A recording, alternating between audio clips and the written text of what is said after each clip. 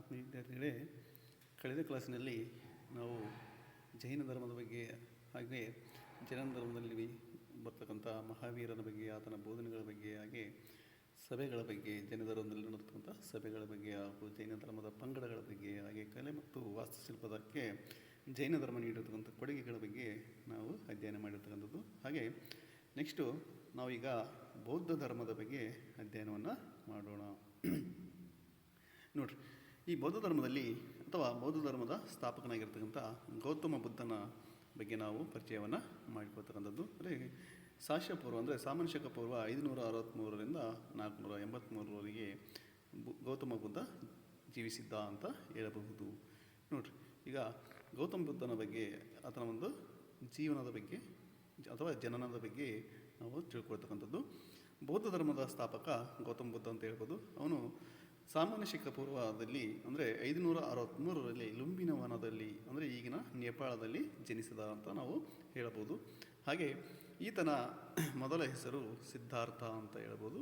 ಹಾಗೆ ರಾಜ ಶುದ್ಧೋಧನ ಮತ್ತು ರಾಣಿ ಮಾಯಾದೇವಿ ಈತನ ತಂದೆ ತಾಯಿಯರು ಅಂತ ನಾವು ಹೇಳ್ಬೋದು. ಅಂದರೆ ಸಿದ್ಧಾರ್ಥನ ತಂದೆ ಅಥವಾ ಗೌತಮ ಬುದ್ಧನ ತಂದೆ ರಾಜನಾಗಿದ್ದ, ಆತನನ್ನು ಶುದ್ಧೋಧನ ಅಂತ ಕರೀತಾರೆ. ಹಾಗೆ ಆತನ ತಾಯಿ ಮಾಯಾದೇವಿ ಅಂತ ಹೇಳ್ಬೋದು. ಇವರು ರಾಜ ಮತ್ತು ರಾಣಿ ಅಂತ ಹೇಳ್ಬೋದು.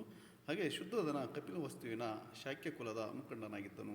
ಅಂದರೆ ಗೌತಮ ಬುದ್ಧನ ತಂದೆ ಕಪಿಲ ವಸ್ತುವಿನಲ್ಲಿರ್ತಕ್ಕಂಥ ಶಾಕ್ಯ ಕುಲದ ಮುಖಂಡನಾಗಿದ್ದ.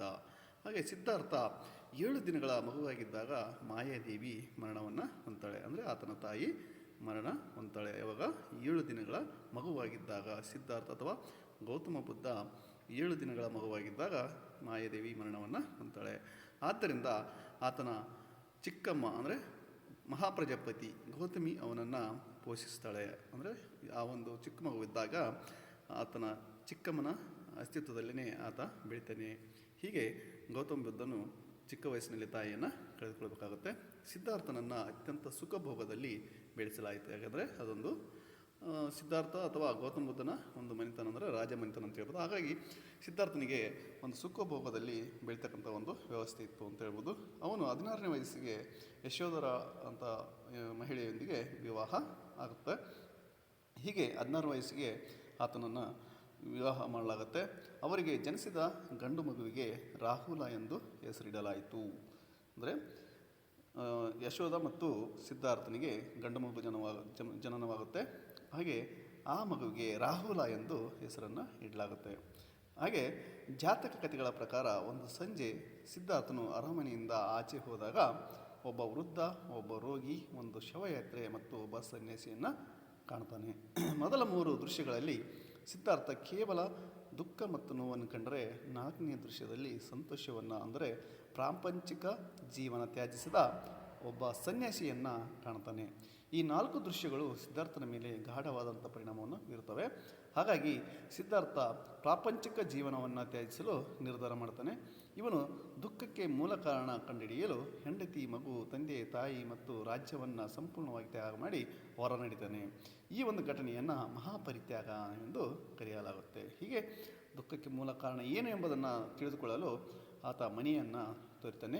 ಆ ಒಂದು ತ್ಯಾಗವನ್ನು ಮಾಡುವುದಕ್ಕೆ ಮಹಾಪರಿತ್ಯಾಗ ಅಂತ ಕರೆಯಲಾಗುತ್ತೆ. ನೋಡಿರಿ, ಸಿದ್ಧಾರ್ಥನು ಅಲೆಮಾರಿ ಸನ್ಯಾಸಿ ಜೀವನ ನಡೆಸುತ್ತಾನೆ. ಆಸೆಯಿಂದ ದೂರವಿದ್ದು ಕೇವಲ ತಪಸ್ಸಿನಿಂದ ಜ್ಞಾನೋದಯ ಸಾಧ್ಯವಿಲ್ಲವೆಂದು ಅರಿತನು. ಹಾಗೆ 35ನೇ ವಯಸ್ಸಿನಲ್ಲಿ ಗಯಾದ ಅರಳಿ ಮರವೊಂದರ ಕೆಳಗೆ ಆತನಿಗೆ ಜ್ಞಾನೋದಯವಾಗುತ್ತೆ. ಅಂದರೆ ಅರಳಿ ಮರವೊಂದರ ಕೆಳಗಡೆ ಬುದ್ಧನಿಗೆ ಜ್ಞಾನೋದಯವಾಗುತ್ತೆ. ಅಂದಿನಿಂದ ಬುದ್ಧನೆಂದು ಪ್ರಸಿದ್ಧಿಯಾಗ್ತಾನೆ. ಅಂದರೆ ಯಾವಾಗ ಅರಳಿ ಮರವೊಂದರ ಕೆಳಗಡೆ ಜ್ಞಾನೋದಯವಾಗುತ್ತೋ ಅಂದಿನಿಂದನೇ ಆತನನ್ನು ಬುದ್ಧನೆಂದು ಕರೆಯಲಾಗುತ್ತೆ. ಅಂದರೆ ಆತನ ಮೊದಲ ಹೆಸರು ಸಿದ್ಧಾರ್ಥ ಅಂತ ಹೇಳ್ಬೋದು. ಹೀಗೆ ಬುದ್ಧನೆಂದರೆ ಜ್ಞಾನ ಪಡೆದವನು ಎಂದರ್ಥ. ಬುದ್ಧನೆಂದರೆ ಜ್ಞಾನ ಪಡೆದವನೆಂದರ್ಥ. ಬುದ್ಧನಿಗೆ ತಥಾಗತ ಎಂದು ಕರೆಯಲಾಯಿತು. ತಥಾಗತನೆಂದರೆ ಸತ್ಯವನ್ನು ಅರಿತವನು ಎಂದರ್ಥ. ಅವನು ಸ್ಥಾಪಿಸಿದ ಧರ್ಮವು ಬೌದ್ಧ ಧರ್ಮವೆಂದು ಕರೆಯಲ್ಪಟ್ಟಿತು. ಅಂದರೆ ಬೌದ್ಧ ಧರ್ಮವನ್ನು ಯಾರು ಸ್ಥಾಪನೆ ಮಾಡಿದ್ರು ಅಂದರೆ ಗೌತಮ ಬುದ್ಧನೇ ಸ್ಥಾಪನೆ ಮಾಡ್ತಾನೆ. ಹಾಗಾಗಿ ಅವನು ಸ್ಥಾಪಿಸಿದ ಧರ್ಮವನ್ನು ಬೌದ್ಧ ಧರ್ಮ ಎಂದು ಕರೆಯಲ್ಪಟ್ಟಿತು. ಬುದ್ಧ ತನ್ನ ಉಳಿದ ಜೀವನವನ್ನು ಜನಕಲ್ಯಾಣಕ್ಕಾಗಿ ಸಮರ್ಪಿಸ್ತಾನೆ. ಬನಾರಸ್ ಸಮೀಪದ ಒಂದು ಸಾರನಾಥದ ಜಿಂಕೆ ವನಕ್ಕೆ ತೆರಳಿ ಅಲ್ಲಿ ತನ್ನ ಪ್ರಥಮ ಪ್ರವಚನವನ್ನು ನೀಡ್ತಾನೆ. ಇಲ್ಲಿ ಬನಾರಸ್ ಸಮೀಪದ ಸಾರಾನಾಥದ ಜಿಂಕೆ ವನಕ್ಕೆ ತೆರಳಿ ಅಲ್ಲಿ ತನ್ನ ಪ್ರಪ್ರಥಮವಾದಂಥ ಪ್ರವಚನವನ್ನು ತನ್ನ ಒಂದು ಶಿಷ್ಯಂದರಿಗೆ ನೀಡುತ್ತಾನೆ. ಇದನ್ನು ಧರ್ಮಚಕ್ರ ಪ್ರವರ್ತನ ಅಥವಾ ಧರ್ಮಚಕ್ರದ ತಿರುಗುವಿಕೆ ಎಂದು ಕರೆಯಲಾಗಿದೆ. ಧರ್ಮಚಕ್ರ ಬೌದ್ಧ ಧರ್ಮದ ಚಿಹ್ನೆಯಾಗಿದೆ. 45 ವರ್ಷಗಳ ಕಾಲ ಗೌತಮ ಬುದ್ಧ ತನ್ನ ಸಿದ್ಧಾಂತ ಬೋಧಿಸುತ್ತಾ ಸಂಚಾರವನ್ನು ಕೈಗೊಳ್ತಾನೆ. ದೇಶಾದ್ಯಂತ ಸಂಚಾರವನ್ನು ಮಾಡ್ತಾನೆ. ಎಷ್ಟು ವರ್ಷಗಳ ಕಾಲ? 45 ವರ್ಷಗಳ ಕಾಲ ತನ್ನ ಒಂದು ಅಂದರೆ ತನ್ನ ಧರ್ಮದ ಬಗ್ಗೆ, ಈ ಒಂದು ಬೌದ್ಧ ಧರ್ಮದ ಬಗ್ಗೆ ಅದನ್ನು ಪ್ರಚಾರ ಮಾಡೋದಕ್ಕಾಗಿ ಏನು ಮಾಡ್ತಾನೆ? ಬೋಧಿಸುತ್ತಾ ಅಲ್ಲಿ ಆ ಒಂದು ಧರ್ಮದ ಬಗ್ಗೆ ಬೋಧಿಸುತ್ತಾ ಸಂಚಾರವನ್ನು ಕೈಗೊಳ್ತಾನೆ. ಹಾಗೆ ಆತನ ವ್ಯಕ್ತಿತ್ವ ಮತ್ತು ಸರಳತೆಯನ್ನು ಕಂಡ ಜನರು ಬೌದ್ಧ ಧರ್ಮದ ಏನು ಮಾಡಿದರು? ಮನಸ್ಸನ್ನು ಹರಿಸಿದರು ಅಂತ ಹೇಳ್ಬೋದು. ಹೀಗೆ ಬುದ್ಧ ತನ್ನ 80ನೇ ವಯಸ್ಸಿನಲ್ಲಿ ಉತ್ತರ ಪ್ರದೇಶದ ಕುಶಿನಗರದಲ್ಲಿ ಪರಿನಿರ್ವಾಣ ಹೊಂದ್ತಾನೆ. ಪರಿನಿರ್ವಾಣ ಅಂದರೆ ಮರಣವನ್ನು ಹೊಂದ್ತಾನೆ. ಹೀಗೆ ಎಡ್ವಿನ್ ಅರ್ನಾಲ್ಡ್ರವರು ಬುದ್ಧನನ್ನು ಏಷ್ಯಾದ ಬೆಳಕು ಎಂದು ಕರೆದಿದ್ದಾರೆ. ಯಾರು ಏಷ್ಯಾದ ಬೆಳಕು ಎಂದು ಕರೀತಾರೆ? ಎಡ್ವಿನ್ ಅರ್ನಾಲ್ಡ್ರವರು ಬುದ್ಧನನ್ನು ಏಷ್ಯಾದ ಬೆಳಕು ಎಂದು ಕರೆದಿದ್ದಾರೆ. ಒಂದು ಆಸಕ್ತಿಕರ ವಿಷಯವೇನೆಂದರೆ, ಬುದ್ಧನ ಜನನ, ಜ್ಞಾನೋದಯ ಮತ್ತು ಮರಣ, ಪರಿನಿರ್ವಾಣ ಅಂತ ಕರಿತೀವಲ್ಲ, ಅದು ಸಾಮಾನ್ಯವಾಗಿ ಪೌರ್ಣಿಮೆಯಿಂದೇ ಸಂಭವಿಸ್ತವೆ. ಅಂದರೆ ಜನನ ಪೌರ್ಣಿಮೆಯಿಂದ ಆಗುತ್ತೆ, ಜ್ಞಾನೋದಯವೂ ಸಹ ಪೌರ್ಣಿಮೆಯಿಂದ ಆಗುತ್ತೆ, ಹಾಗೆ ಅವರ ಮರಣವಂತೂ ಸಹ ಪೌರ್ಣಿಮೆಯಿಂದೇ ಸಂಭವಿಸ್ತವೆ. ಹಾಗಾಗಿ ಅವರ ಜನ್ಮದಿನವನ್ನು ಬೌದ್ಧ ಪೂರ್ಣಿಮಾ ಅಂತ ಕರೀತಾರೆ. ಬುದ್ಧ ಪೂರ್ಣಿಮೆ ಎಂದು ಪ್ರಸಿದ್ಧಿಯಾಗಿರ್ತಕ್ಕಂಥದ್ದು. ಹೀಗೆ ಬುದ್ಧ ತನ್ನ ಒಂದು ವ್ಯವಸ್ಥಿತವಾದಂಥ ಜೀವನದ ಮೂಲಕ ಬೌದ್ಧ ಧರ್ಮವನ್ನು ಪ್ರಚಾರ ಮಾಡ್ತಾನೆ. ಕೊನೆಗೆ ಮರಣವನ್ನು ಹೊಂದ್ತಾನೆ ಅಂತ ಹೇಳ್ಬೋದು. ಹೀಗೆ ಹಲವಾರು ರೀತಿಯಾದಂಥ ಒಂದು ಸರಳವಾದಂಥ ಒಂದು ಬೋಧನೆಯನ್ನು ಕೈಗೊಂಡು ಆ ಒಂದು ಧರ್ಮದತ್ತ ಎಲ್ಲರನ್ನು ಆಕರ್ಷಿಸುತ್ತಾ ಏನು ಮಾಡ್ತಾನೆ? ಕೊನೆಗೆ ಮರಣವನ್ನು ಹೊಂದ್ತಾನೆ. ಇಲ್ಲಿಯವರೆಗೆ ಬುದ್ಧನ ಜೀವನದ ಬಗ್ಗೆ ಅಧ್ಯಯನ ಮಾಡಿದ್ವಿ. ಹಾಗೆ ನೆಕ್ಸ್ಟು ಬುದ್ಧನ ಬೋಧನೆಗಳನ್ನು ತಿಳ್ಕೊಳ್ಳೋಣ. ಬುದ್ಧನು ತನ್ನ ಅನುಯಾಯಿಗಳಿಗೆ 4 ಮೂಲತತ್ವಗಳಾದ ಸತ್ಯ, ಅಹಿಂಸೆ, ಆಸ್ತೇಯ ಮತ್ತು ಬ್ರಹ್ಮಚರ್ಯವನ್ನು ಬೋಧಿಸ್ತಾನೆ. ನೋಡ್ರಿ, ಸತ್ಯ, ಅಹಿಂಸೆ ಅಂದರೆ ಇನ್ನೊಬ್ಬರಿಗೆ ನೋವು ಮಾಡದೇ ಇರತಕ್ಕಂಥದ್ದು, ಆಮೇಲೆ ಆಸ್ತೇಯ ಅಂದರೆ ಕಳ್ಳತನ ಮಾಡದಿರೋದನ್ನು, ಮತ್ತು ಬ್ರಹ್ಮಚರ್ಯ ಅಂದರೆ ಪಾವಿತ್ರ್ಯತೆಯನ್ನು ಕಾಪಾಡಿಕೊಳ್ತಕ್ಕಂಥದ್ದುವರೆಗೆ ಆತ ಬೋಧನೆಯನ್ನು ನೋಡಿದಾರೆ. ಅಂದರೆ ಈ ಪ್ರಮುಖ 4 ತತ್ವಗಳನ್ನು ಇಟ್ಟುಕೊಂಡೇ ಬೋಧನೆಗಳನ್ನು ಮಾಡ್ತಕ್ಕಂಥದ್ದು. ಹಾಗೆ 4 ಆರ್ಯ ಸತ್ಯಗಳನ್ನು ಸಹ ಬೋಧಿಸ್ತಾನೆ. ಅವುಗಳೆಂದರೆ, ಒಂದು, ಪ್ರಾಪಂಚಿಕ ಜೀವನವು ದುಃಖಮಯವಾಗಿದೆ ಅಂತ ಹೇಳ್ತಾನೆ. ಅಂದರೆ ಇವತ್ತಿನ ಒಂದು ಪ್ರಾಪಂಚಿಕ ಜೀವನ ಏನಿದೆಯಲ್ಲ ಅಷ್ಟು ಸುಲಭವಾಗಿಲ್ಲ, ಅದೇನಾಗಿದೆ? ದುಃಖಮಯವಾಗಿದೆ, ಸಾಕಷ್ಟು ನೋವುಗಳು ಅದರಲ್ಲಿ ಒಳಗೊಂಡಿರ್ತಕ್ಕಂಥದ್ದು ಎಂಬುದನ್ನು ತಿಳಿಸ್ತಾನೆ. ಹೀಗೆ ಜೀವನ ಅಂತಕ್ಕಂಥದ್ದು ಸಾಗ್ತಾ ಇದೆ ಅಂತ ಬುದ್ಧ ತನ್ನ ಪ್ರಪ್ರಥಮ ಸತ್ಯದಲ್ಲಿ, ಆರ್ಯ ಸತ್ಯದಲ್ಲಿ ಬೋಧಿಸಿರ್ತಕ್ಕಂಥದ್ದು. ನೋಡ್ರಿ, ಹಾಗೆ ಎರಡನೇದಾಗಿ ಆಸೆ ದುಃಖಕ್ಕೆ ಮೂಲ ಕಾರಣ ಅಂತ ಹೇಳಿದ. ಅಂದರೆ ನಾವು ಇವತ್ತೇನು ದುಃಖನ ಅನುಭವಿಸ್ತಾ ಇದ್ದೀವಲ್ಲ, ಅದಕ್ಕೆ ಮೂಲ ಕಾರಣ ಆಸೆ ಅಂತ ಹೇಳಿದ. ಹೀಗೆ ಆಸೆಯೇ ದುಃಖಕ್ಕೆ ಮೂಲ ಕಾರಣ ಅಂತ ಹೇಳಿರ್ತಕ್ಕಂಥದ್ದು. ಮೂರನೇದಾಗಿ ಆಸೆಯನ್ನು ನಿಗ್ರಹಿಸುವುದರಿಂದ ಪುನರ್ಜನ್ಮವನ್ನು ಕೊನೆಗಾಣಿಸಬಹುದು ಅಂತ ಹೇಳ್ತಾನೆ. ನೋಡ್ರಿ, ಆಸೆಯನ್ನು ನಾವು ನಿಗ್ರಹಿಸುವುದರಿಂದ ನಾವೇನು ಕಾಣ್ಬೋದು? ಪುನರ್ಜನ್ಮವನ್ನು ಕೊನೆಗಾಣಿಸಬಹುದು. ಅಂದರೆ ಶಾಶ್ವತವಾದಂಥ ಒಂದು ಸತ್ಯವನ್ನು ನಾವು ಕಂಡುಕೊಳ್ಬೋದು. ಹಾಗೆ ನಾವು ಯಾವುದೇ ರೀತಿಯಾದಂಥ ಒಂದು ಕಷ್ಟಕ್ಕೆ ನಾವು ಸಿಲುಕೋದಿಲ್ಲ ಅಂತ ಹೇಳ್ತಾನೆ. ಆಸೆಯನ್ನು ನಾವೇನು ಮಾಡಬೇಕು? ನಿಗ್ರಹಿಸಬೇಕು ಅಂತ. ಹಾಗೆ ನಾಲ್ಕನೇದಾಗಿ ಆಸೆಯನ್ನು ಕೊನೆಗಾಣಿಸಲು ಅಷ್ಟಾಂಗ ಮಾರ್ಗವನ್ನು ಅನುಸರಿಸಬೇಕು ಅಂತ ಹೇಳ್ತಾನೆ. ಅಂದರೆ ಈ ಆಸೆಯನ್ನು ನಾವು ಏನು ಮಾಡಬೇಕು? ತ್ಯಾಜಿಸಬೇಕಪ್ಪ. ಅಂದರೆ ನಮಗೆ ಆಸೆನೇ ಬೇಡ ಅಂತಂದರೆ ನಾವು ಮೊದಲು ಏನು ಮಾಡಬೇಕು? ಈ ಒಂದು ಅಷ್ಟಾಂಗ ಮಾರ್ಗಗಳನ್ನು ಅನುಸರಿಸಬೇಕು ಅಂತ ಹೇಳ್ತಾನೆ. ಅವೇನೆಂದರೆ, ಒಳ್ಳೆಯ ನಂಬಿಕೆ ಇರಬೇಕು. ಮೊದಲನೇದಾಗಿ ಅಷ್ಟಾಂಗ ಮಾರ್ಗಗಳಲ್ಲಿ ಮೊದಲನೆಯದಾಗಿ ಒಳ್ಳೆಯ ನಂಬಿಕೆ. ಒಳ್ಳೆಯ ನಂಬಿಕೆ ಅಂದರೆ ನಮ್ಮ ಮೇಲೆ ನಮಗೆ ನಂಬಿಕೆ ಇರಬೇಕು. ಪ್ರತಿಯೊಂದು ಕಾರ್ಯದ ಮೇಲೆ ನಮಗೇನಿರಬೇಕು? ಒಂದು ನಂಬಿಕೆ ಇರಬೇಕು. ಹಾಗೆ ಆ ಕಾರ್ಯದಲ್ಲಿ ನಮ್ಮನ್ನು ನಾವು ತೊಡಗಿಸ್ಕೊಳ್ಬೇಕು ಅಂತ ಹೇಳ್ತಾನೆ. ಹಾಗೆ ಒಳ್ಳೆಯ ಆಲೋಚನೆ ಇರಬೇಕು. ಪ್ರತಿಯೊಬ್ಬರೂ ಸಹ ಒಳ್ಳೆಯ ಆಲೋಚನೆ ಮಾಡಬೇಕು. ಅಂದಾಗ ಅವನ ಮನಸ್ಸು ಅಂತಕ್ಕಂಥ ಪರಿಶುದ್ಧವಾಗಿರುತ್ತೆ. ಸುಖ, ಶಾಂತಿ, ನೆಮ್ಮದಿಯಿಂದ ಜೀವನವನ್ನು ಮಾಡೋದಕ್ಕೆ ಸಾಧ್ಯ ಅಂತ.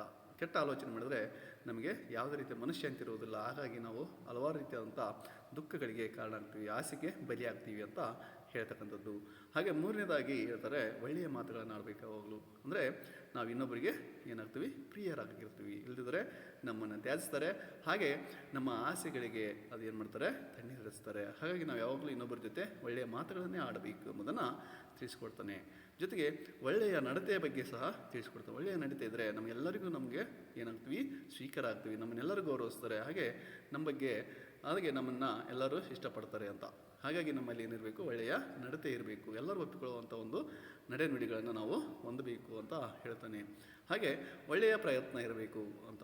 ಒಳ್ಳೆಯ ಪ್ರಯತ್ನವನ್ನು ಮಾಡಬೇಕು. ನಾವು ಮುಂದೆ ಯಾವುದಾದರೂ ಗುರಿ ಉದ್ದೇಶ ಇದ್ದರೆ ಅದಕ್ಕೆ ಅನುಗುಣವಾಗಿ ಒಳ್ಳೆಯ ಪ್ರಯತ್ನ ಇರಬೇಕು. ಕೆಟ್ಟ ಕೆಟ್ಟ ಮಾರ್ಗಗಳನ್ನು ಅನುಸರಿಸದೆ ನಾವು ಒಳ್ಳೆಯ ಪ್ರಯತ್ನದ ಮೂಲಕ ಮುಂದುವರಿದರೆ ಆ ಒಂದು ಗುರಿ ಅಥವಾ ಉದ್ದೇಶ ಏನಾಗುತ್ತೆ, ಸಕ್ಸಸ್ಫುಲ್ ಆಗುತ್ತೆ ಎಂಬುದನ್ನು ಈ ಒಂದು ಅಷ್ಟಾಂಗ ಮಾರ್ಗದಲ್ಲಿ ತಿಳಿಸಿರ್ತಕ್ಕಂಥದ್ದು. ಹಾಗೆ 6ನೇ ಅಷ್ಟಾಂಗ ಮಾರ್ಗದಲ್ಲಿ ಒಳ್ಳೆಯ ಧ್ಯಾನ ಅಂತಕ್ಕಂಥದ್ದು ಇಂಪಾರ್ಟೆಂಟ್ ಅಂತ. ಇದೇನು ಮಾಡುತ್ತೆ, ಮನಸ್ಸಿನ ಒಂದು ನಿಯಂತ್ರಣ ಮಾಡುತ್ತೆ ಅಂತ. ಅಂದರೆ ನಮ್ಮಲ್ಲಿರ್ತಕ್ಕಂಥ ದುಗುಡ, ಭಯ ಅಂತಕ್ಕಂಥದ್ದೆಲ್ಲವನ್ನು ಕೊನೆಗಾಣಿಸುತ್ತೆ ಯಾವುದು, ಒಳ್ಳೆಯ ಧ್ಯಾನ. ನಾವು ಏನಂತ ಹೇಳ್ತೀವಲ್ಲ, ಪ್ರಾರ್ಥನೆ, ನಮಾಜ್ ಅಂತ ಹೇಳ್ತೀವಲ್ಲ, ಇದು ಏನು ಮಾಡುತ್ತೆ, ನಮಗೆ ಮನಃಶಾಂತಿಯನ್ನು ತಂದು ಕೊಡುತ್ತೆ. ಅದರ ಜೊತೆಗೆ ಒಳ್ಳೆಯ ಒಂದು ಮನಃಶಾಂತಿಯ ಮೂಲಕ ನಾವು ಏನನ್ನಾದರೂ ಸಾಧಿಸಬಹುದು ಅಂತ. ಅಂದರೆ ಎಂಥ ಕಷ್ಟಗಳು ಬಂದರೂ ಸಹ ನಾವು ಅದನ್ನು ನಿವಾರಣೆ ಮಾಡಿಕೊಳ್ಬೋದು ಅಂಥ ಒಂದು ರೀತಿಯಲ್ಲಿ ಅದೇನು ಮಾಡುತ್ತೆ, ನಮಗೆ ಸಹಾಯ ಮಾಡುತ್ತೆ ಯಾವುದು, ಒಳ್ಳೆಯ ಧ್ಯಾನ. ಹಾಗೆ ಒಳ್ಳೆಯ ಜೀವನೋಪಾಯ ಅಂತಕ್ಕಂಥದ್ದನ್ನು ಕಂಡುಕೊಳ್ಬೇಕು. ಇದು ಸಹ ಆಸೆಯನ್ನು ಕೊನೆಗಾಣಿಸುತ್ತೆ. ಒಳ್ಳೆಯ ಜೀವನೋಪಾಯ ಇರಲಿಲ್ಲ ಅಂದರೆ ಅಲ್ಲೇನಾಗುತ್ತೆ, ಸಾಕಷ್ಟು ನಾವು ಆಸೆಗೆ ಬಲಿಯಾಗಬೇಕಾಗತ್ತೆ. ಮುಂದೊಂದು ದಿನ ಒಂದು ಕೆಟ್ಟ ಜೀವನವನ್ನು ಕಳಿಬೇಕಾಗುತ್ತೆ. ಅದೇ ರೀತಿಯಾಗಿ ಒಳ್ಳೆಯ ಮನಸ್ಥಿತಿ ಅಂತಕ್ಕಂಥದ್ದು ಇಂಪಾರ್ಟೆಂಟ್ ಅಂತ. ಯಾವಾಗಲೂ ನಮಗೆ ಒಳ್ಳೆಯ ಮನಸ್ಥಿತಿ ಇರಬೇಕು. ಇಲ್ಲದಿದ್ದರೆ ನಾವು ಇತರ ಒಂದು ಆಸೆಗೆ ಏನಾಗ್ತೀವಿ, ಬಲಿಯಾಗ್ತಕ್ಕಂಥದ್ದು. ಹೀಗೆ ಆಸೆಯನ್ನು ಕೊನೆಗಾಣಿಸಲು ಈ ಒಂದು 8 ಅಷ್ಟಾಂಗ ಮಾರ್ಗಗಳನ್ನು ಏನು ಮಾಡಿರ್ತಕ್ಕಂಥದ್ದು, ಬೋಧಿಸಿರ್ತಕ್ಕಂಥದ್ದು ಅಥವಾ ತಿಳಿಸಿರ್ತಕ್ಕಂಥದ್ದು. ಇವುಗಳನ್ನು ಅನುಸರಿಸಿದ್ದೇ ಆದಲ್ಲಿ ನಾವು ಆಸೆಯನ್ನು ಏನು ಮಾಡ್ಬೋದು, ಸಂಪೂರ್ಣವಾಗಿ ಕೊನೆಗಾಣಿಸ್ಬೋದು ಅಂತ ಹೇಳಿರ್ತಕ್ಕಂಥದ್ದು. ಹೀಗೆ ಬುದ್ಧನು ನಡತೆಗೆ ಮಹತ್ವ ಕೊಟ್ಟನೇ ವಿನಃ ಧರ್ಮಾಚರಣೆ ಮತ್ತು ಬಲಿಗಳಿಗಲ್ಲ.